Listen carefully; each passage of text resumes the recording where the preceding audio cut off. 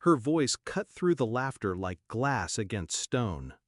"I'm proud of all my kids," my mother announced, champagne flute raised high, her face glowing in candlelight. "Except one." The room erupted in laughter, my siblings, their partners, even the grandchildren cackling without hesitation. I smiled, calm, quiet. My heart didn't pound. It never did anymore. I simply reached into my pocket, drew out a small white envelope, and let it slip into her glass. The laughter choked. Bubbles carried the paper up through the golden liquid. She screamed when she saw what floated inside. I wasn't always this composed.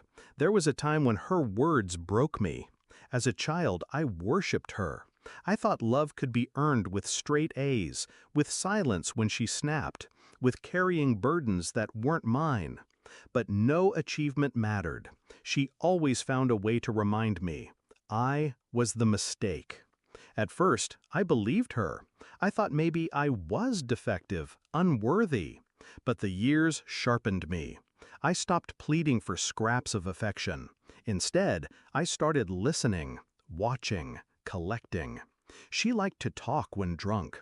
She liked to boast when surrounded. And she liked to keep her sins hidden, though she was careless with where she buried them. The betrayal wasn't one moment. It was a pattern.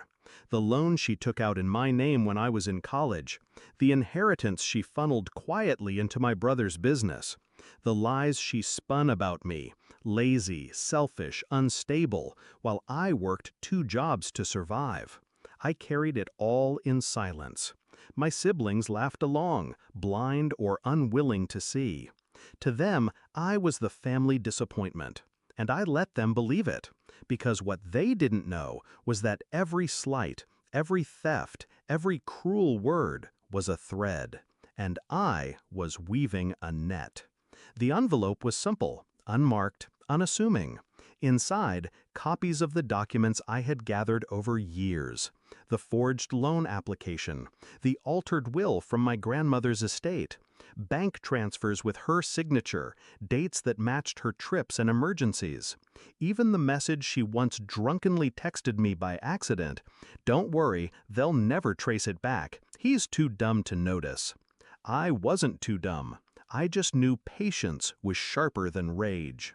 That night, as the envelope slid into her glass, I didn't need to speak. The room spoke for me. Forks froze mid-air. My siblings leaned forward, curiosity souring into dread. My father's face drained pale.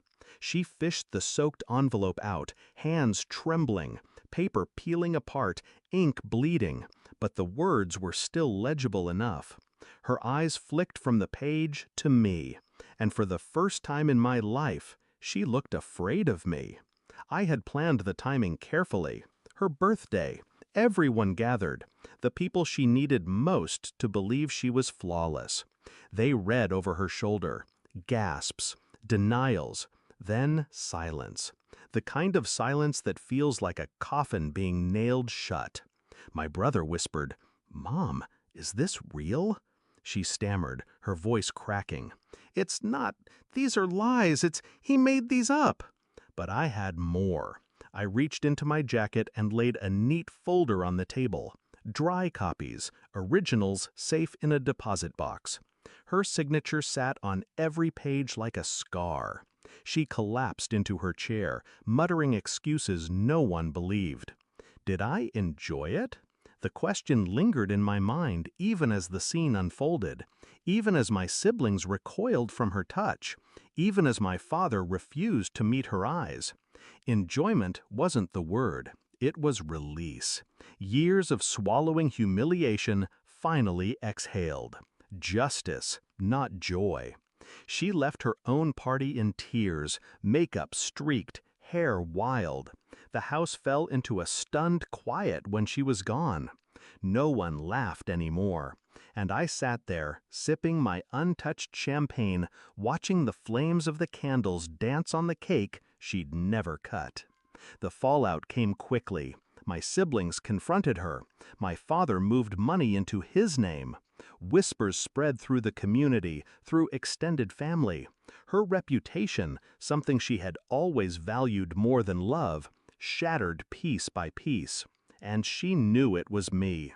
She came to my door weeks later, eyes swollen, begging, "Please, fix this. Tell them you lied." I didn't answer right away. I studied her the way she once studied me, searching for weakness.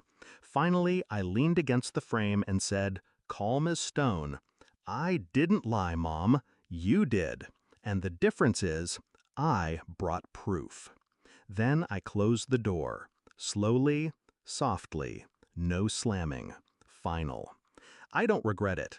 People call it cruel. They say she's still my mother. Blood is blood. But blood means nothing if it poisons you. She made a choice long before I did, and I made mine with precision. So when I remember the sound of that envelope hitting crystal, the silence that swallowed the room after, I don't smile out of malice. I smile because for once, she couldn't rewrite the story. This time, the story was mime.